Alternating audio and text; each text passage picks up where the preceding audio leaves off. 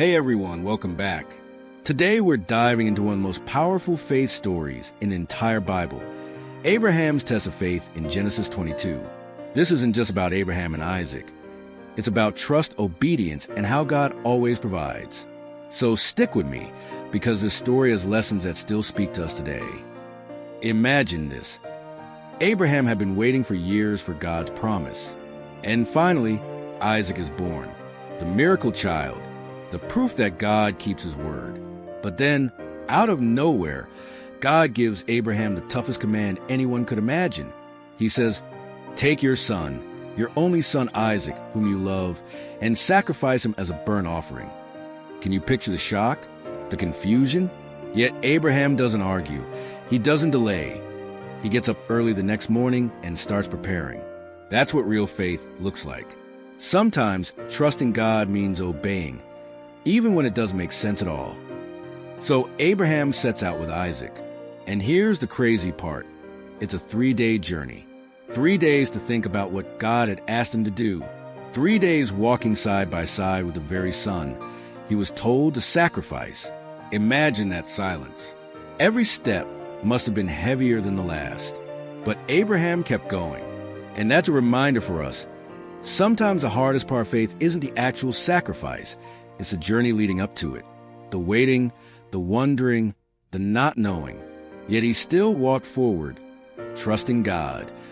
Then comes the moment that must have pierced Abraham's heart.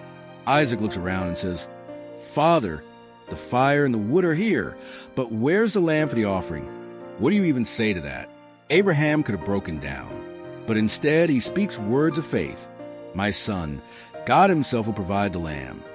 That wasn't just an answer for Isaac. It was a declaration. Abraham didn't know how this was going to end, but he believed that somehow, some way, God would provide. And that's the kind of faith we're called to have too. They finally arrive at the mountain. Abraham builds an altar, sets the wood, and then he binds Isaac. And what's amazing here is that Isaac doesn't fight. He doesn't resist. He trusts his father. Abraham then raises a knife. Can you imagine the tears in his eyes? The weight in his chest? This wasn't just about offering Isaac. It was about surrendering everything he loved most.